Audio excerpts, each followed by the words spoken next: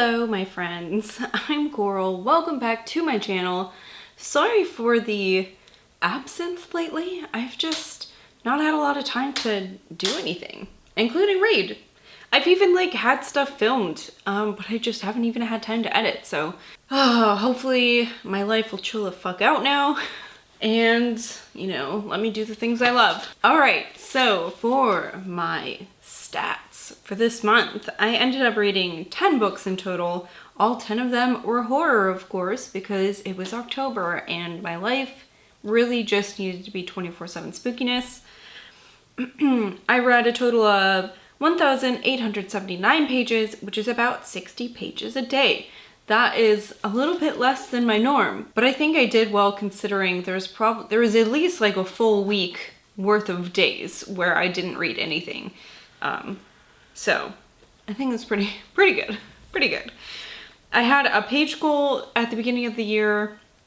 Instead of a book goal, I wanted to make sure I wasn't just reading to read a book count, you know what I mean?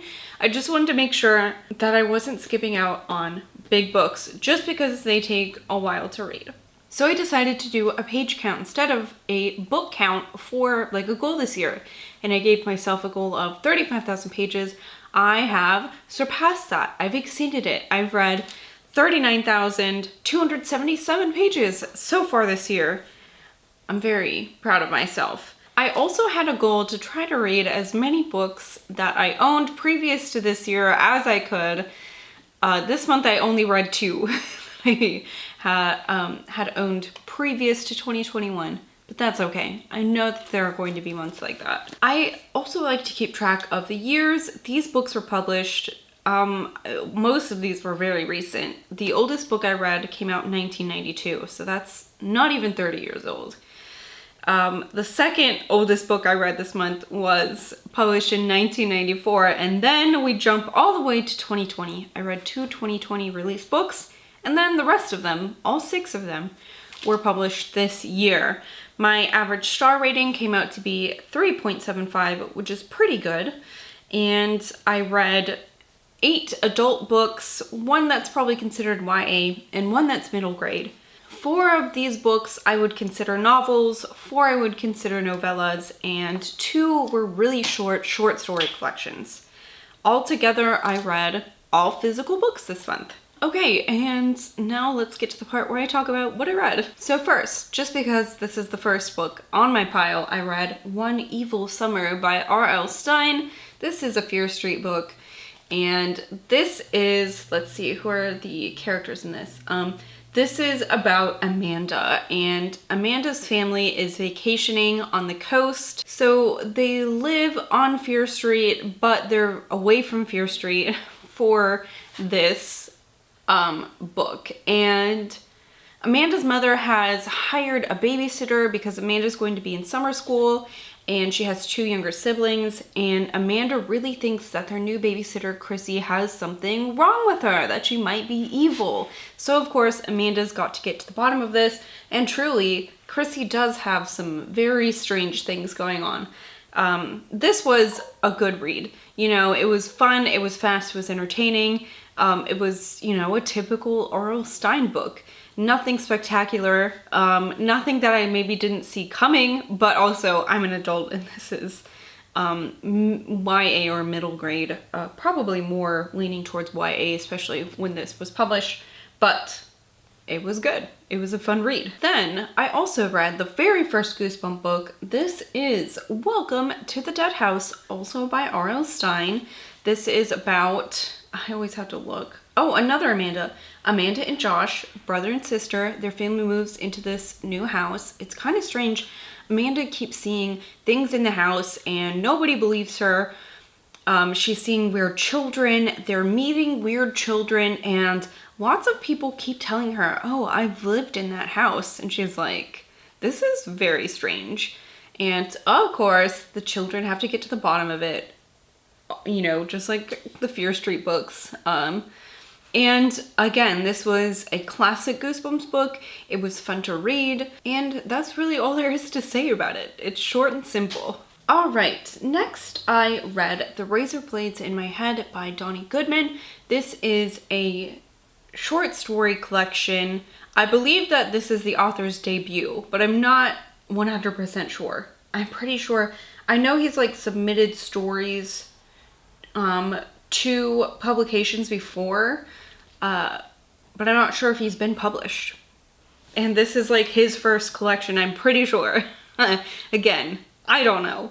But I thought that this was a really great collection. I say it every time I think I read an anthology or a short story collection, but I feel very particular about them. There are just so many that I read where some of the stories, it's like, how did this make it in here? This is not entertaining. I don't understand this. I don't like it. And that really slogs down the pacing of the book, and some of these bad ones really outweigh the good ones. But in this case, I thought that almost all the stories I really liked.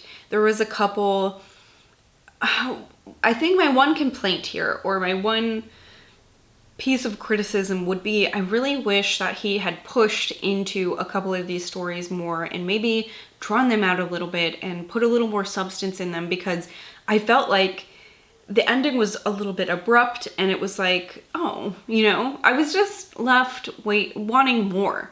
And that does happen sometimes. They're short stories. They're not supposed to be full novels. But I thought that this was good. Let's see.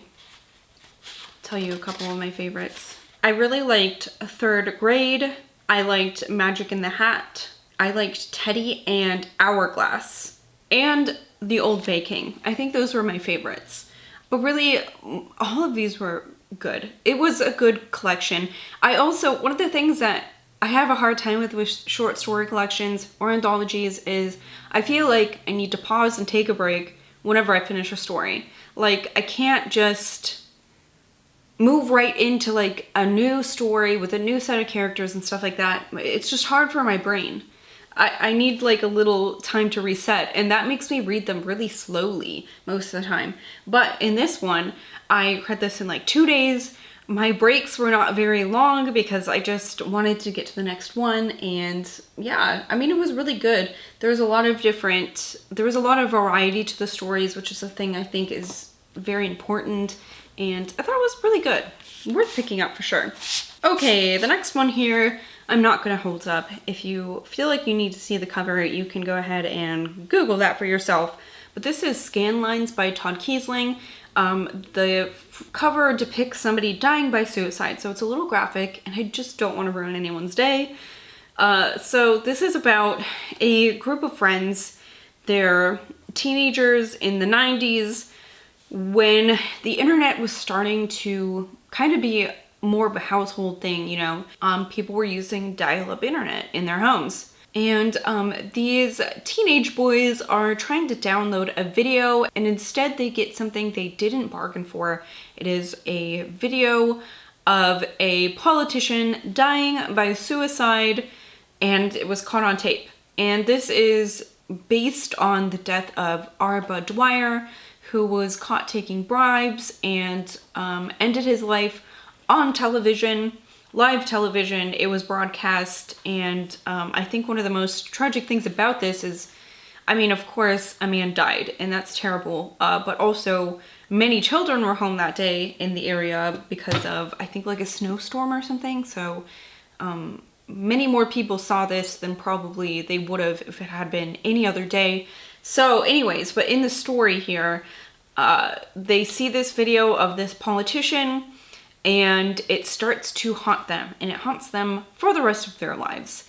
And this alternates between these men as adults dealing with this or not being able to deal with it, and also the events of their teenage years and what happened after they saw the video, because really they almost get this like compulsion to show other people, and they have to fight with that. And they also want to figure out what is going on and who this politician is and if this is real, because, you know, none of them had ever heard of it, and it's kind of like an urban legend that this even exists. I thought it was entertaining. I had a hard time going back and forth in the timelines, especially because, I don't know, I guess I don't really like the way it was set up. You have the main character telling you the story, but also he's reading a journal from his friend that's like kind of current day. And then he's also telling you the story of when they first discovered this video. But I don't know. I felt like it either needed to stick with the present day stuff or stick with the past stuff, because it was really hard for me to switch between the two for some reason. I don't know. I thought it was okay. Where it went didn't really wow me, but I also, you know, I finished it and I thought it was alright. That's all I can say about it, I guess. I do really like the idea of like the internet being a bad guy in this. I do like books where like technology goes bad, so I liked that aspect of it. Then I read Dementia by Russell Coy. And oh boy, I never want to disparage anybody, especially because a fair amount of what I read ends up being stuff by indie authors, especially this month. But I really did not like this. I did not care for the characters or anything that was really happening to them. I was not really into the plot. But this is about, this is about Chris, and he is giving up his writing career. It just never took off. And, you know, he's tired and downtrodden, and he decides to just give up. And when he decides to do that, he starts seeing these strange creatures that are like from a different dimension, and they start terrorizing him and his young daughter. So, you know, he has to go into their world to end it. And this was just, I think, too big of a plot to successfully fit into a novella. I don't know. Everything seemed very choppy. I didn't love the writing. I didn't love the main character. And I guess it was just kind of hard to visualize what was going on, especially when he goes to this different, like, world. I don't know. I don't know what else to tell you about this. I think also I was a little bit disappointed because this makes me think aliens. I don't know if you can see. There are people floating above this house, like they're floating out of the house. Abduction, right? But no. So, I don't know. Well, I read it all. That's all I can say. Also, I read it when I was kind of having a bad day, so maybe that's part of the reason why my rating is what it is. Of course, always, you know, check it out for yourself. All right, the next book here is The Strange Things We Become and Other Dark Tales by LaRocca. I recently read and really enjoyed his novella, Things Have Gotten Worse Since We Last Spoke. This is a short story collection, a very short story collection. This is, you know, like 130 pages, something like that. Let's see. What were my favorites? I really liked I'll Be Gone by Then. What's this one? I really loved this one. I think my favorite one was Where Flames Burned Emerald as Grass. That one was fantastic. Oh boy, now that I'm like looking back on these, there's quite a few that I really liked. You're Not Supposed to Be Here. I liked that one. That one was really, ooh-wee. And then Bodies Are for Burning. Sorry, it took me a while to look through here.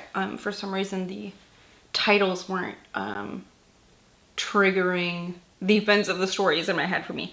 But yeah, I mean, I really enjoyed all of these. All of these were good, but those were really the standouts for me. I really love this story collection. If I were to rate it, I would give it 5 stars. I think that's one of my favorite things I read this month. Yeah, LaRocca, I just really love his writing. I think he's just one of those people who has a really clear voice, I think. You know, once you've read an author for a while, if they have a clear enough voice, kind of like Stephen King, you can just pick it out. Even if you don't know who the author is, if you read an excerpt by them, you're like, oh, that's who that is. And I think if I read enough LaRocca, I will be able to do that with his writing as well. It's just, he knows what he's about, I think. And I really enjoyed this. I would recommend this for sure. This one is just going to be very brief. This is My Heart is a Chainsaw by Stephen Graham Jones. I did a full review on this, so if you're curious, go watch that. But very quickly, this is about a teenager named Jade Daniels. She has a hard life, and she really loves slasher movies, and she thinks that there is a slasher attacking people in her very small mountain town. Great book. Another one that was definitely a favorite this month. Night of the Mannequins by Stephen Graham Jones. This, man, was just so bizarre, and I loved it. This was another book that was a favorite for the month. This is about Sawyer and his very tight-knit group of friends. This is kind of a coming-of-age story. So they're going to be adults. They're, you know, done with high school, and they have to figure out what the fuck they're gonna do with their lives. And they like practical jokes, right? So Sawyer comes up with this practical joke where he dresses up a mannequin and they bring it into a movie theater, and they've been caught in that movie theater a few times sneaking in, so they think that maybe one of the ushers will come up and, you know, find a mannequin and be surprised. But instead, the mannequin gets up and Sawyer believes he sees it get up and walk out of the theater, and things just really go downhill from there. Sawyer thinks that the mannequin is going to kill them all. And boy, this goes places I did not expect. I think the less you know about this, the better, and I'm going to leave it at that. I loved it. It's very dark. Second to last book here. This is To Offer Her Pleasure by Seay. Like I said when talking about dementia, I never want to come off as disparaging, but I do feel like I need to be honest even when we're dealing with indie authors. Of course, I never want to like hurt anyone's feelings or anything like that, or discourage people from picking up people's books. But this one, didn't love. This is about a young boy named Ben, and he has a tough life. His father has recently died of cancer, and after his father died, his mother started drinking and just never quit. And she's got this boyfriend she's run off with, and Ben doesn't think that she's going to be home anytime soon. Ben finds this strange book of his father's with a weird figure inside of it. It's like a woman with, it's this woman. She has a skull and horns on her head instead of a human head. And he finds that when he accidentally gives her just like a small scrap of, I don't even know what it begins with, like a piece of flesh, she just wants more. And with her appetite, she also promises good things for Ben. Anything he could wish for, his greatest wish, she can make it come true if only he feeds her more and more and more. And so that's where this goes. The story focuses a lot on Ben. A lot. I mean, we never leave Ben. It's only Ben. And I didn't like Ben. He just was not a compelling character to me. Not that I didn't like him. He was just so bland. And that's hard for me because I do like people who are unlikable. But this was like, I just don't care about him, I guess. Which makes it hard to read when you couldn't give a shit about, you know, what happens to a character. So I think that's all I have to say about it. I should probably give a content warning for animal death, and that's it. Okay, to end this video off on a good note, I read Summer Suns by Lee Mandelo. I did this as a buddy read, and it was a really fun time. This is about Andrew and Eddie, and they have been best friends since they were young boys, and now they are grown boys. Their lives have been a little bit different lately because they've really been together.